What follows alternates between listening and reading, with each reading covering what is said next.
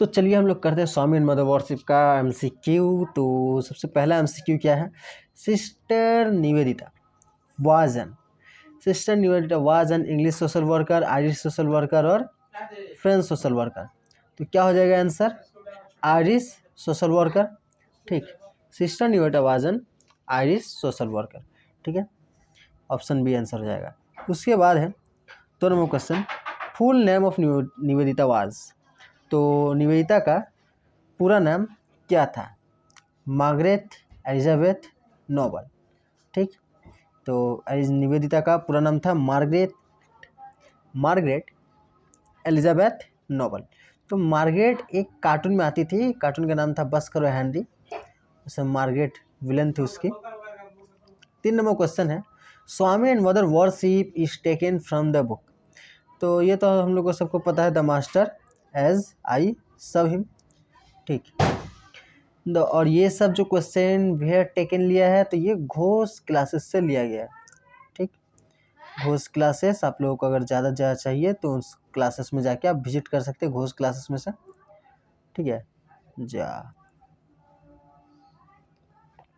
तो घोष क्लासेस में से आप लोग ले सकते हैं। आगे देखते हैं 5 number, who read the biography the master as a serve. तो स्वामी विवेकानंद का बायोग्राफी किसने लिखा? सिस्टर निवेदिता। ठीक, the year when Nivedita met Vivekananda. तो जो ईयर जो विवेकानंद निवेदिता मिलती है तो वो कौन सा ईयर होता है? 1895, जब निवेदिता विवेकानंद से मिलती है। ठीक है, when the Nivedita come to India. तो उनके मिलने के 3 साल बाद ये कहाँ आ जाती है? इंडिया आ जाती है।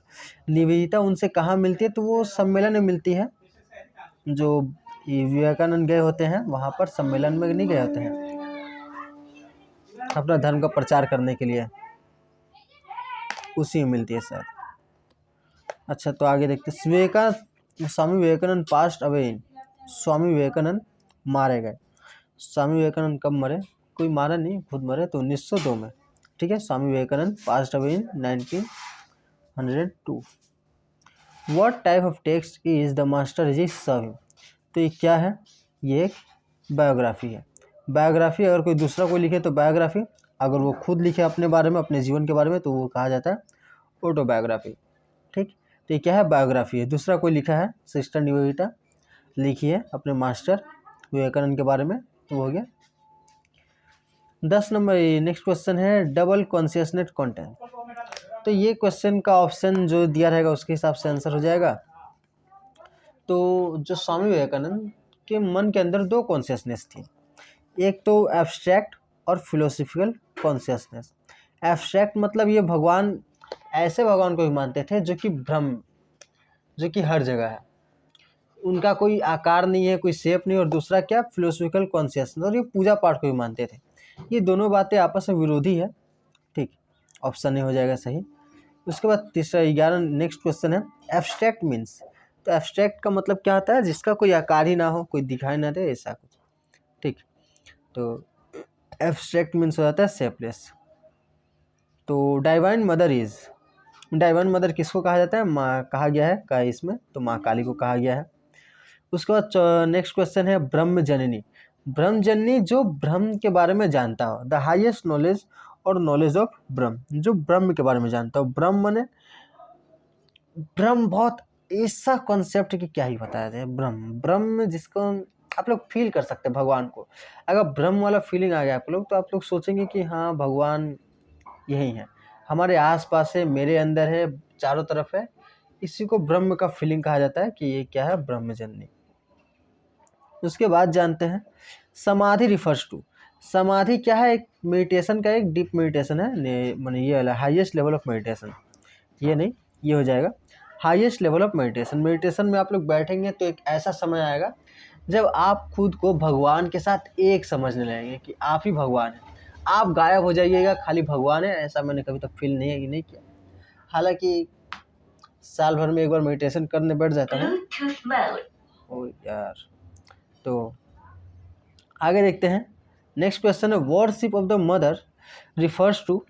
तो वर्शिप ऑफ मदर्स, ये किसको कहा गया है? तो वर्शिप ऑफ माँ काली, माँ की पूजा। तो किसकी पूजा कहने को कह रहे हैं? माँ काली की पूजा करने को कह रहे हैं। ठीक। Who is called in this ऐसे ब्रह्मजननी, तो ब्रह्मजननी, ब्रह्मजननी मतलब ब्रह्म ज्ञाता, जो ब्रह्म के बारे में जानता हो। इस ऐसे में किसके बारे में कहा गया है कि ब्रह्मजननी? इनको सब पता है, स्वामी विवेकानंद के बारे में कहा गया है। ठीक। From this age Swami Vivekananda started entering samadhi, सिर्फ 8 साल की उम्र से ही वो, 8 साल में लोगों को तो पता नहीं था क्या होता है मेडिटेशन, क्या होता है मेडिटेशन। तो ये 1-2 साल पहले ही जान पड़ा। तो ये समाधि में जाते थे 8 साल की उम्र में। ठीक। तब कोई फॉलोवर होता है ना, तो फॉलोवर उस चीज़ को बढ़ा चढ़ा के लिखता है, लेकिन क्या पता स्वामी विवेकानंद तो गॉड गिफ्टेड थे, क्या पता, हो भी सकता है, सही हो भी सकता है। लेकिन हमेशा हम लोग ध्यान में रखेंगे कि बातों को बढ़ा चढ़ा के कहा जाता है। ठीक। तो बढ़ा चढ़ा के कोई कह दिया होगा, इसीलिए हम लोग उतना सुन लेते हैं कि हाँ 8 साल में हो जाएंगे, वो भी गए होंगे समाधि में 8 साल में, अच्छा है। ठीक, आगे जाते हैं। नेक्स्ट क्वेश्चन है, Swami Vivekananda was deeply influenced by, तो वो अपने गुरु रामकृष्ण से क्या थे? इन्फ्लुएंस थे। ठीक, श्री रामकृष्ण उनके गुरु का नाम था, ये याद रखिएगा, इंपॉर्टेंट हो जाता है। ठीक। नेक्स्ट क्वेश्चन है, in his youth Swami Vivekananda was the member of, जब ये यंग थे तब ये किसके मेंबर थे? तो साधारण ब्रह्म समाज के मेंबर थे। ठीक। ब्रह्म समाज, ब्रह्म समाज ये मानता था कि पूरा दुनिया में भगवान, मूर्ति पूजा का विरोध करता था कि मूर्ति पूजा होनी ही नहीं चाहिए। अरे भगवान, ये काली माता, राम जी का जो मूर्ति हम लोग देखते हैं, कृष्ण जी का मूर्ति देखते हैं, ये नहीं है, ये भगवान नहीं है। ये ब्रह्म समाज मानता है। ठीक। अब ये दोस्त मतलब है कि हम बोल रहे हैं, तो ब्रह्म समाज मानता है कि सब जो कृष्ण जी की है, राम जी की, ये सब सिर्फ कहानियां हैं, भगवान तो कुछ और है। भगवान क्या है? भगवान तो ऐसा है जो हर जगह है। ये भगवान किसी शेप में नहीं है, इंसान के शेप में नहीं है, जानवर के शेप में नहीं है। ठीक, जानवर के शेप पे तो हम लोग सोच भी नहीं सकते। अब मान लीजिए कि कोई बकरी अगर सोचती है कि उसका भगवान कैसा हो, तो बकरी जैसा होगा। अच्छा, हम लोग कहानी पढ़ेंगे तो तब इस सब के बारे में डिस्कशन करेंगे। अभी हम लोग खाली एमसीक्यू पर ध्यान देते हैं। Swami Vivekananda only imperative was, Swami Vivekananda only imperative was, ये माने स्वामी विवेकानंद क्या थे? सिर्फ क्या थे? ब्राह्मण थे, सोशल रिफॉर्मेशन थे। क्या ये सोशल रिफॉर्मेशन का काम किए? बाल विवाह माने समाज में जो बुराइयाँ थी वो सबको बंद करने के लिए काम किए? तो नहीं किए थे वो। ये राजा राममोहन राय किए थे, लेकिन स्वामी विवेकानंद ऐसा नहीं किए थे। वो सिर्फ भारत के हिंदू धर्म को काफ़ी देशों में फैलाने का काम किए थे। फ्रीडम ऑफ इंडिया, तो ये तो कुछ रोल ही नहीं है, इंडिया को आज़ाद कराने में उनका कोई योगदान है नहीं। ठीक। तो क्या है? सिर्फ ब्राह्मण थे। ठीक, ये अपने धर्म को अच्छे समझे, अच्छे से धर्म को फैलाने का काम किए। ठीक, बाहर देशों तक भी भारतीय धर्म को लेके गए। Swami Vivekananda only system of doctrine, तो इनका जो था किसी भी सच को पता लगाने का सिर्फ एक सिस्टम था। गीता नहीं, ये बाइबल भी नहीं पढ़ते थे, कुरान भी नहीं पढ़ते थे। ये क्या पढ़ते थे? वेदास एंड उपनिषद को ज़्यादा ध्यान देते थे, कि जो भी ये सत्य मानते थे, किसको? वेदास और उपनिषद में जो भी लिखा है उसको सत्य मानते थे। ठीक। नेक्स्ट क्वेश्चन है, which word was always on his lips, तो स्वामी विवेकानंद के माउथ पर सबसे हर समय कौन सा शब्द रहता था? तो माँ काली। ठीक, उसके बाद next question, I worship the terrible, ये द टेरिबल, टेरिबल मैंने खतरनाक, मैं खतरनाक की पूजा करता हूँ। ठीक, मैं भयावह रूप का पूजा करता हूँ। ये कौन कह रहा है? तो स्वामी विवेकानंद कह रहे हैं। ठीक, who is called the terror, तो ये जो टेरर कहा गया, भयावह कहा गया, डरावना कहा गया, किसको कहा गया? माँ काली को कहा गया। ठीक। Next question, offering animals to god called, तो हम लोग जानते हैं कि हम लोग अगर आसपास में माँ काली की पूजा होती होगी, तो हम लोग जानते हैं कि उनके पूजा में किसी बकरे की बलि दी जाती है। ठीक, तो स्वामी विवेकानंद से पूछे कि क्यों, तो बोल रहे कि देखो, ये इंसान लोग पूजा नहीं करे, लोग राक्षस लोग पूजा वैसे करता है, राक्षस लोग बलि देता है। राक्षस लोग भी काली माता का पूजा करते हैं, इंसान लोग भी काली माता का पूजा करते हैं। तो इंसान जब पूजा करता है काली माता का, तो वो लोग तो ठीक से करता है, लेकिन जो राक्षस लोग होता है वो लोग क्या करता है, वो लोग बलि देता है। ठीक, तो जो बलि देते हैं वो राक्षस लोग करते हैं, तो उसको क्या कहा गया, डेमन वॉरशिप। डेमन मन होता है राक्षस। ठीक, offering animals to god called demon worship. वो इंसान नहीं, वो राक्षस है। बाहुबली में दिखाया गया है कि वो काट देता है, अपना खून देता है, पशु बलि नहीं करता है Bahubali. 34 number question, express it in your own way, who said this to whom। देखो तुम express it in on, express in it in your own way, who said to whom. तो ये पूछ रही कि भगवान भगवान मतलब होता क्या है। मैंने सिस्टर निवेदिता पूछ रही थी, निवेदिता पूछ रही थी कि भगवान मतलब क्या है। तो विवेकानंद बोले कि देखो तुमको खुद पता करना होगा कि भगवान क्या है। भगवान को तुम मूर्ति पूजा करती हो, या फिर सबके लिए अलग अलग मतलब भगवान का। मूर्ति पूजा करो या फिर तुम भगवान को ब्रह्म की तरह देखो, ये तुमको खुद निकालना होगा, खुद तुमको सोचना होगा, खुद विचारना होगा, ध्यान करो, इनके बारे में समझो, ये तुमको खुद समझना होगा। तो ये किसने किससे कहा, विवेकानंद ने सिस्टर निवेदिता से कहा। ठीक, उसके बाद क्वेश्चन है, next question, who is called the born educator by Sister Nivedita. Sister Nivedita Vivekananda के बारे में बोलती हैं कि बचपन से ही क्या थे, एक बहुत ही अच्छे शिक्षक थे। ये जन्म से ही शिक्षक थे, बहुत अच्छे शिक्षक थे। ठीक, with home Vivekananda Nivedita they are going to meet at Jorasanko. Vivekananda और निवेदिता किससे मिलने जा रहे थे जोरासाको में। तो जोरासाको में कौन थे, रविन्द्रनाथ टैगोर के पिता देवेंद्रनाथ टैगोर थे, रविन्द्रनाथ टैगोर नहीं थे। ठीक, तो ये विवेकानंद और निवेदिता किससे मिलने गए थे, देवेंद्रनाथ टैगोर से मिलने गए थे। कहाँ, जोरासाको। ठीक, जोरासाको कलकत्ता में आज भी है इनका घर, रविन्द्रनाथ टैगोर का घर। वो अभी घूमने का जगह हो गया है, सब जाता है घूमने वहाँ पे। ठीक, we must speak to a man in his own language. तो देखो, हु सेड दिस, तो यह बात कि हमें किसी से भी बात करना चाहिए तो हमें विन हिज, उसके लैंग्वेज में बात करना चाहिए।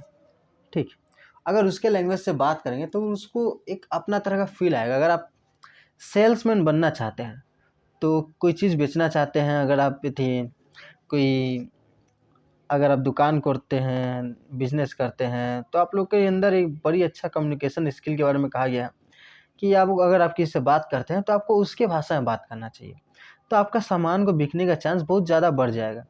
सामने वाला बंगाली तो आप बांग्ला में बात कीजिए, अगर हाँ मतलब आपको उसका भाषा आना चाहिए। अभी आके चाइनीज़ वगैरह हैंस वंस, आप क्या बोलिएगा उसको।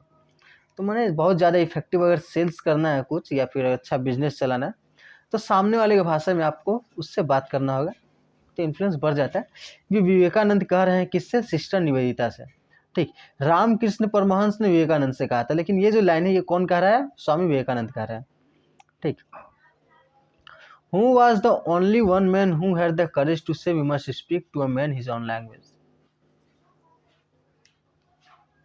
We must speak to a man in his own language. तो ये जो करेज है ये कौन कहा था, ये जो बात है ये बोले थे हमारे रामकृष्ण। ठीक है, ये बात रामकृष्ण ने कहा। That was the ground of my dad would not accept her. That was the ground of my dad would not accept her years fight. तो ये 6 years का बात किया जा रहा है। ठीक, आंसर हो जाएगा 6 years। नेक्स्ट क्वेश्चन है, no the thing that made me do it secret what will die with me, here that secret is. तो बोल रहे कि ये सीक्रेट ऐसा कोई सीक्रेट नहीं है कि मैं मर जाऊं सीक्रेट के साथ। तो ये सीक्रेट क्या है, हाउ स्वामी विवेकानंद एक्सेप्ट काली। तो यही हो जाएगा, हाउ स्वामी विवेकानंद एक्सेप्ट। ये कोई ऐसा सीक्रेट नहीं है कि मैं सीक्रेट के साथ मरूं, ये कोई सीक्रेट ही नहीं है।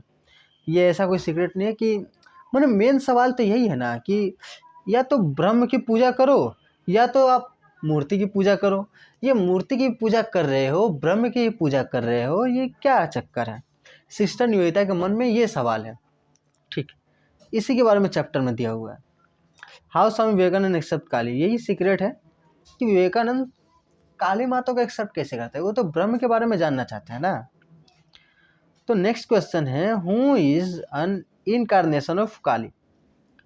तो इनकारनेशन ऑफ काली कौन है, रामकृष्ण परमहंस। ठीक है, option B, who is an incarnation of Kali, Ramakrishna Paramahamsa. Next question है, what were the two elements in the Swami's consciousness. देखो ये पहले ही क्वेश्चन मैंने स्टार्टिंग में क्वेश्चन था ना कि वैसे क्या क्या तत्व है जो स्वामी जी के दिमाग में छपे हुए। तो दो चीज़ें हैं, ब्रह्म जननी और वर्शिप ऑफ काली। ठीक, ये तो ब्रह्म को भी जानते थे, भगवान ऐसे भगवान की पूजा करते थे जो निराकार है, और ऐसे और मूर्ति पूजा भी करते थे, काली माता की भी पूजा करते थे। ठीक, तो what does the Swami's view on pleasure and pain suggest about his philosophical outlook. तो उनका विचार क्या था कि ज़िंदगी को जीने का सही तरीका क्या है। हेडोनिस्टिक, इसको बोलते हैं सुखवाद। सुखवाद मतलब कि हम लोग जैसे जीते हैं उसको बोलते हैं सुखवाद। अब हम लोग कैसे जीते हैं भैया, हम लोग जीते हैं कि हम लोग एकदम सामने डेयरी मिल्क का पैकेट रखा है, जल्दी से खोलो खा लो। ठीक, पैसा मिला जाओ खर्चा कर लो, अभी हाथ में 500 रुपया है, जाके कोई कपड़ा खरीद लो, जाके खर्चा कर लो। सुख का अनुभूति होना चाहिए, सुखवाद, उसको कहा था हेडोनिस्टिक सुखवाद। ठीक, कि हम लोग का जीने का उद्देश्य क्या है, सुखवाद है। लेकिन हम लोग का जैसा ही अगर स्वामी विवेकानंद होते तो हम लोग स्वामी विवेकानंद के बारे में क्यों पढ़ते। तो उनका विचार हेडोनिस्टिक नहीं था, तो क्या मटेरियलिस्टिक था। अब मटेरियलिस्टिक क्या विचार है कि हम लोग को जीने का जो असली उद्देश्य है कि अच्छा से अच्छा सामान खरीदेंगे, मर्सिडीज खरीदेंगे, बुलेट खरीदेंगे, बड़ा एकदम 10 करोड़ का घर बनाएंगे, 100 करोड़ का घर बनाएंगे, ये सभी क्या है जीवन का उद्देश्य है। तो अब हम लोग जानते हैं कि स्वामी विवेकानंद एकदम सीधा साधा आदमी थे, उनका विचार मटेरियलिस्टिक भी नहीं होने वाला है, डुअलिस्टिक भी नहीं है। इनका विचार क्या है, एसिस्टिक। तो ये एसिस्टिक विचार क्या होता है, एसिस्टिक विचार होता है, बस इतना ही क्वेश्चन है। तो एसिस्टिक विचार क्या होता है, तो एसिस्टिक विचार होता है कि आप लोग क्या कर रहे हैं, एसिस्टिक मन होता है कि सुख और दुख से परे चल जाना, सुख और दुख से परे चल जाना। अब सुख और दुख से परे चल जाने का मतलब क्या है भैया जी, तो ध्यान अगर करते रहिएगा आप लोग तो एक ऐसा समय आएगा, बहुत सारे स्टेज होता है ध्यान का। ध्यान का एक स्टेज में ये भी है कि आपको ठंडा और गर्म होना फील होना बंद नहीं होगा, लेकिन आपको उससे फ़र्क पड़ना बंद हो जाएगा। अभी हम लोग को कुछ दिन पहले मई जून में इतना ज़्यादा भयंकर गर्मी था कि हम लोग सभी परेशान हो गए थे बहुत ज़्यादा।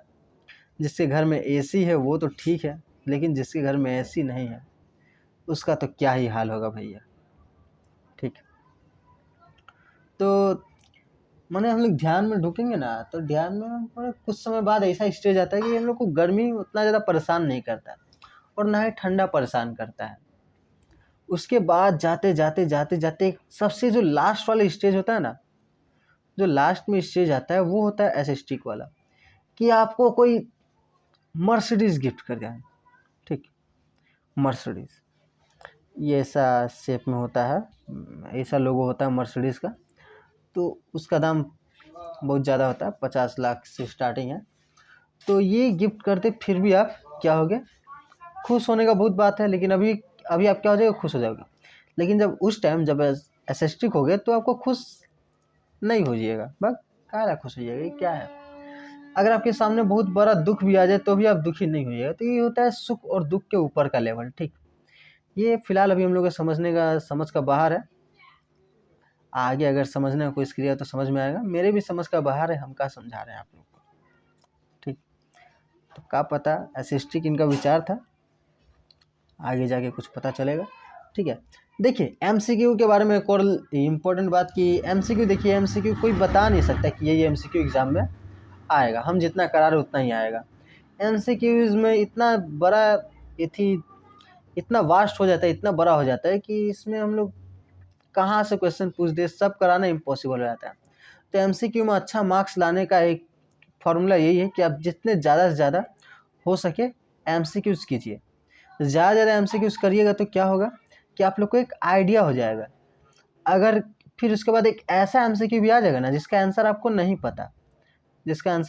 पता, फिर भी आपके दिमाग से एक क्या आता है, कॉन्साइन आता है कि हमें लगता है कि ये ऑप्शन ए सही हो सकता है, और वो ऑप्शन ए ही सही होता है। या फिर हम लोग के बहुत ज़्यादा MCQ कर लेंगे तो हम लोग के अंदर ही क्या हो जाएगा, एक तरह का कॉन्साइन डेवलप हो जाता है कि ये ऑप्शन सही होगा। ठीक है, तो आप लोग करिए, पढ़ाई कीजिए, एग्ज़ाम सामने है।